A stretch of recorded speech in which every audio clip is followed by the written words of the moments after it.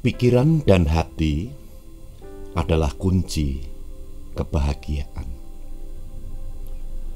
Selamat pagi saudara-saudara yang dikasihi Tuhan Yesus Kristus. Kiranya kasih karunia dan damai sejahtera dari Allah Bapa dan kasih Tuhan Yesus Kristus beserta saudara sekeluarga. Kita berjumpa kembali dalam renungan pagi. Sebelum kita mendengarkan firman Tuhan, marilah kita berdoa.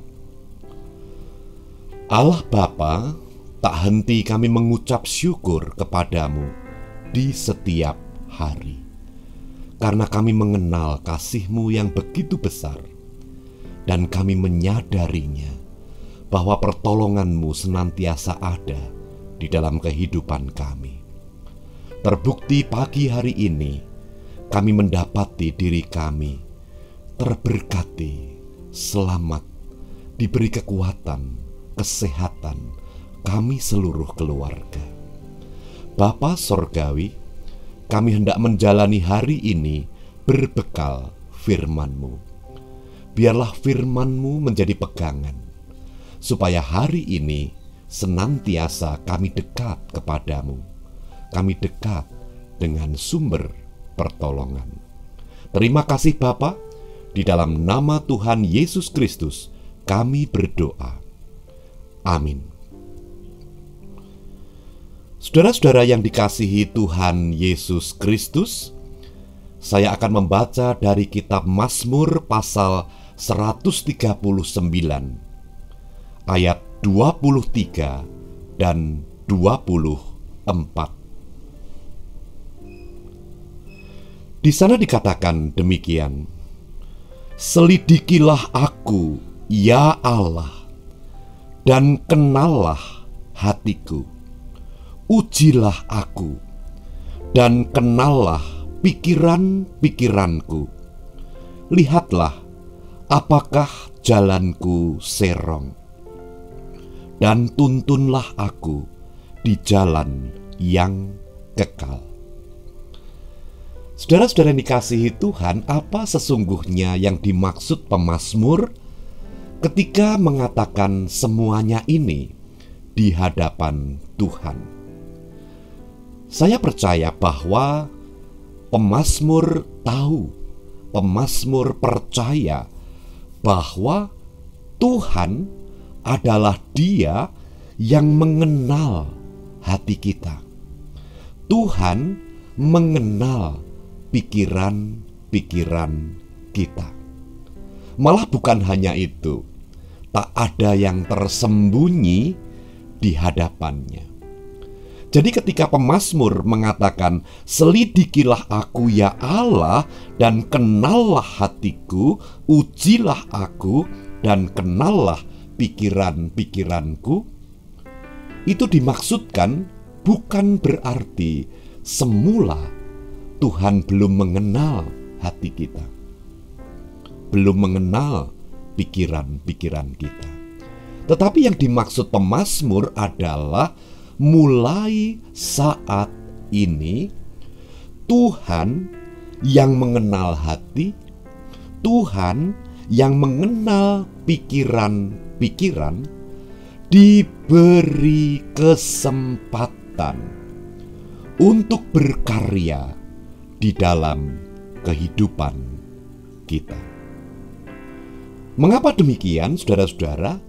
Karena yang terjadi seringkali pemazmur juga menyadari hal ini, bahwa meskipun Tuhan itu mengenal hati kita, meskipun Tuhan itu mengenal segala pikiran-pikiran kita, tetapi seolah Tuhan tidak terlibat di dalam pikiran kita. Tuhan tidak terlibat di dalam hati kita. Bagi kehidupan kita, hati dan pikiran kita semacam suatu yang sangat mutlak, sesuatu yang kita miliki, yang kita pergunakan untuk mengatasi apapun, untuk memikirkan apapun, seolah-olah tidak memerlukan Tuhan. Tetapi juga pada akhirnya melalui pikiran dan hati kita juga terpuruk. Karena hati dan pikiran kita mengajak kita untuk mengerti, mengajak kita untuk memahami hal-hal yang jauh daripada Tuhan. Pikiran kita mengajak kita untuk takut dan khawatir, lalu menyajikan ratusan bahkan ribuan alasan-alasan mengapa kita harus takut. Hati kita mengajak kita untuk bermain drama kehidupan kesedihan yang endingnya kita rasakan sangat menyedihkan, dan itu kita pelihara di dalam kehidupan hati dan kehidupan pikiran kita. Saudara dikasihi Tuhan, pemazmur menyadari hal ini, bahwa ketika hati dan pikiran tidak diserahkan kepada Tuhan, maka hati dan pikiran bukan lagi menjadi sarana pendukung kehidupan, bukan lagi menjadi sarana pendukung kebahagiaan, tetapi justru sebaliknya, pikiran dan hati menyebabkan keterpurukan. Nah, saudara dikasihi Tuhan, melalui kalimat ini pemazmur memohon kepada Tuhan.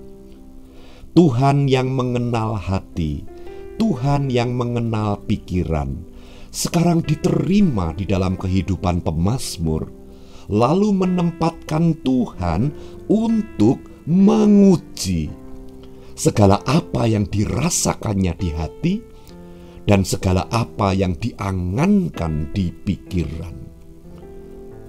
Jadi ketika hati dan pikiran pemazmur mengajak dia untuk berpikiran buruk yang pada akhirnya nanti akan membuatnya terpuruk, maka di sana ada Tuhan yang berkuasa, yang memperdengarkan firman-Nya, yang memberikan penghiburan, yang membetulkan segala pemikiran yang salah, dan membawa kita kembali kepada kebahagiaan dan sukacita.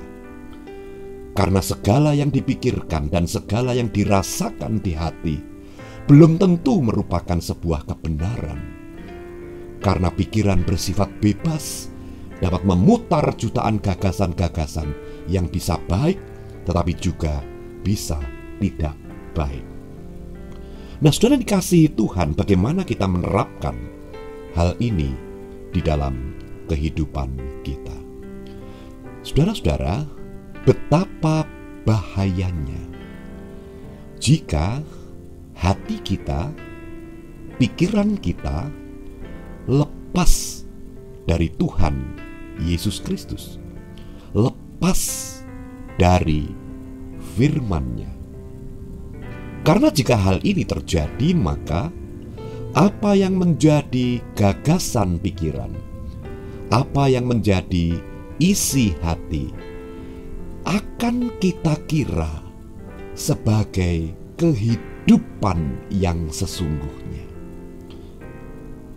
Bertahun-tahun mungkin ada beberapa orang yang memelihara pikiran-pikiran negatif, yang merelakan hatinya tidak bahagia di setiap waktu, hanya gara-gara dia tidak mengerti bagaimana cara melepaskan diri dari apa yang membelenggu dirinya, lalu membuka hati terhadap firman yang akan membawa dia kepada penglihatan yang lebih luas lagi atas kehidupan, yang akan membawa kita melihat hal yang tidak pernah terbayangkan.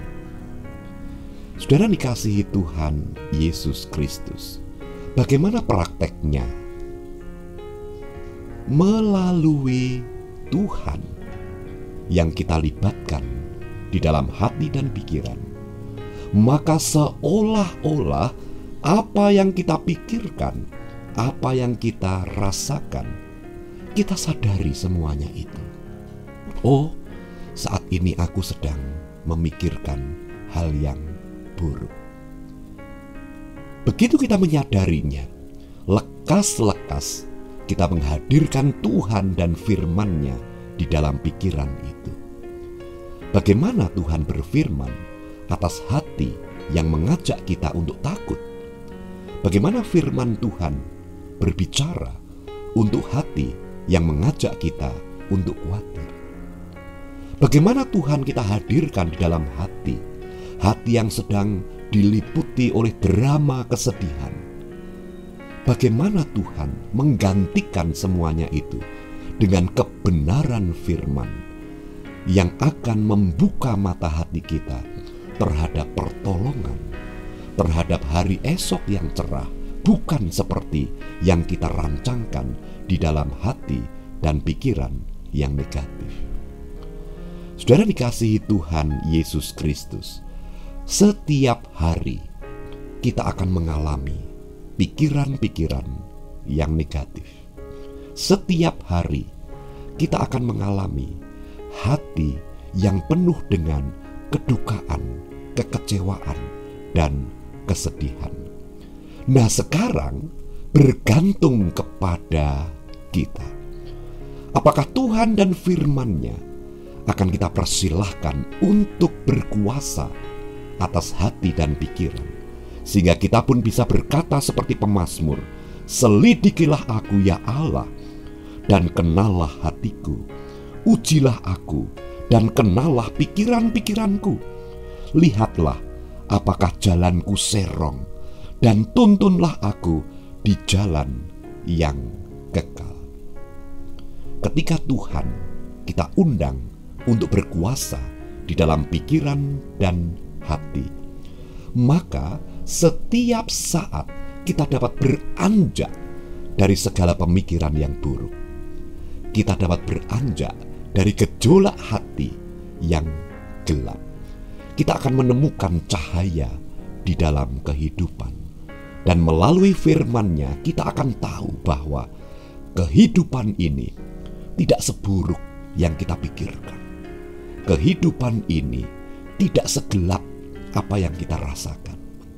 Karena di dalam firman Tuhan senantiasa ada pertolongan, senantiasa ada mujizat, senantiasa ada pengharapan di hari esok yang lebih dapat kita pegang daripada pikiran yang tidak menentu. Selamat menjalani hari ini. Mari kita perhatikan di saat pikiran kita mengajak kita untuk takut, untuk khawatir, di saat hati kita mengajak kita untuk terpuruk. Kembalilah kepada Tuhan, kembalilah kepada firman-Nya. Dialah yang lebih benar untuk kita pegang. Tuhan Yesus memberkati. Amin. Mari kita berdoa.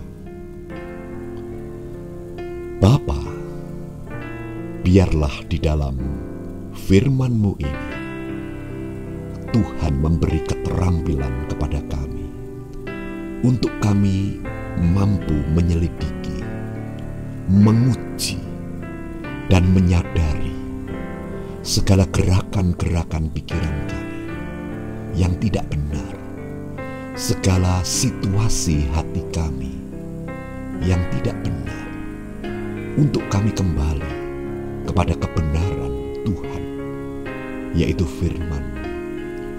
Bapa, berkuasalah atas hati dan pikiran kami, supaya apapun yang kami hadapi, kami dapat memandangnya dengan cara yang benar. Berkati setiap kami, sekeluarga. Lindungi kami, senantiasa sehat, aman, selamat, disertai, diberkati dengan kelimpahan. Terima kasih Bapa. Di dalam nama Tuhan Yesus Kristus, kami berdoa. Amin. Tetap semangat saudara-saudara. Tuhan Yesus memberkati saudara sekeluarga. Amin.